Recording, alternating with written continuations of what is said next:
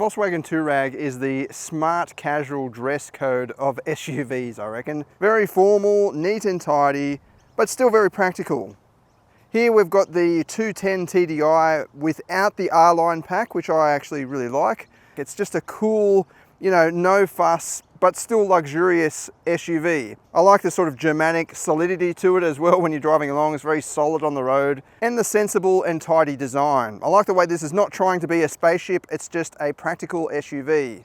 Even these 20-inch wheels, they don't have super low profile tires, so you don't have to worry about a bit of light off-roading, dirt roads, or even going up, you know, weird or crumbled away driveways and things. You're not going to be scratching those rims. The tires actually stick out from the side of the rim a bit there too before you hit the edge. So if you are prone to, you know, scraping up against the gutter or the curb or whatever, you're going to be hitting the tire first.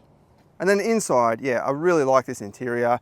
It's just cool and calm, but still very practical. But the only thing I don't like is the huge touchscreen. It's just a little bit too big in my opinion, and of course the digital instrument cluster.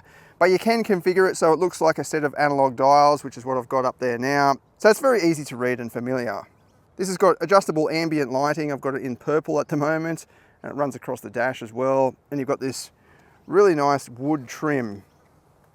Very nice seats in the front. You've got a bit of side bolstering there and an awesome driving position. You can adjust the steering wheel up and down, in and out, and just find that perfect position. You've got quite a few different driving modes, including fully adjustable air suspension on this one, so you can just rotate that and it will raise and lower the vehicle. And you've got separate driving modes as well, including a sport mode. At the top of the dash here, you've got the main touchscreen. And what I meant was that I don't really like the size of it. I think it's just too distracting in modern vehicles. You know, you're not allowed to play with your phone, yet you can play around with these big screens.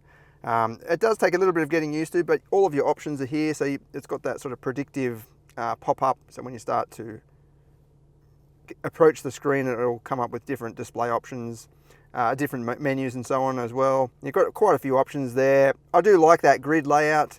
And then you've got a home button as well. You do have some menu options on the side here.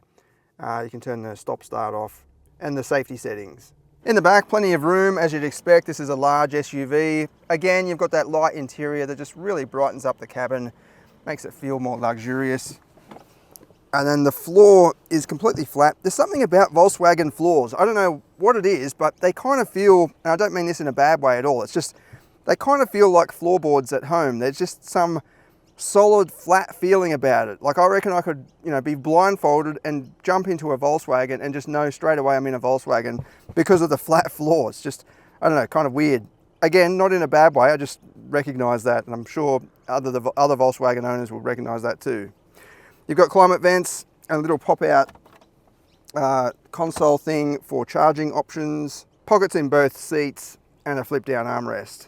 These seats are recline adjustable as well, so you can sit back if you want to. It's got a security net in the back, which is a cool option, just to keep things from flying forward under heavy braking. But yeah, plenty of adjustment there, and as I said, heaps of leg room. I could slide that seat back a fair bit and still have plenty of room. Bottle holders in the doors that are lined with carpet at the bottom there, just for that bit of extra luxury and quietness. And you've got pop-up blinds as well, which is great if you've got young kids. And in the back, fully electric tailgate, of course, and you can see that security net. It's quite a convenient little feature, actually. It's very easy to dismantle or unhook, but it just stops things from flying forwards. If you're carrying lots of, you know, toys or whatever, work stuff, you can fold down the rear seats from these tabs on the sidewall, and you can actually lower the vehicle thanks to that air suspension. So if this floor is too high for you, you can just lower it down just for an easy access. You've also got a 12-volt socket there as well. It does have a space saver spare wheel, which is a little bit unfortunate if you are planning to do lots of long distance touring, but you've got so much space there, you could almost fit a full-size spare wheel in there, almost. Not quite, but yeah, getting there. And under the bonnet here, we've got a 3-litre. I might just turn it off to quieten it down. Actually, you can hear it's pretty quiet. There's a bit of a diesel clatter there just as it's idling, but you don't hear that from inside the car when you're driving along. It's super quiet. You wouldn't even know it's a diesel, actually. You could fool anybody that jumps in and just say, yeah, this is a petrol, and they probably wouldn't even know. Long running 3-litre turbo diesel V6, 210 kilowatts, 600 Newton meters, which seems just about right. Acceleration 0 to 100 in a claimed 6 seconds flat, which I think is more than enough for a big SUV like this, but we'll see how it goes with the performance test later on. Fuel consumption 7.4 on the official rating, which again is really good considering the performance, so that 0 to 100 in 6 seconds claimed, but also the power and torque outputs. If you look against any other, especially non-premium SUV, you'll see power outputs that are either lower than this, or if they are at the same level as this, the fuel consumption is often higher. All right, let's go for a drive now. I'll do a bit of a POV test drive for you. Bit of a handling test on some winding roads, but nothing too drastic. This is not kind of a performance SUV. It's not even the R-Line, as I said. But I think on first impressions, yeah, really nice engine, very smooth, and then that air suspension just makes the ride very, very comfortable. And you've got adjustment there too. So if you want to go off-road, a bit of light off-roading, you can raise it up and not have to worry about scrubbing out the bottom end. I wouldn't call this a hardcore off-roader, but it's good to have that ability to raise the suspension if you want to go into a, even a steep driveway or something like that. You can raise it up. You've just got that extra versatility. Out on the road, it's very refined and comfortable thanks to that air suspension. It just absorbs these country roads like you're riding on a cloud, and it's quiet as well. As I said, you hardly even notice that it's a diesel engine. It's not until you put your foot down. I'll just slow down a bit, show you the kick down. Even then, there's not much of that clattering in the background. It's just a bit of a coarse roar. The beauty of air suspension is that it provides excellent absorption, but it's still able to provide excellent stability. So there's hardly any body roll.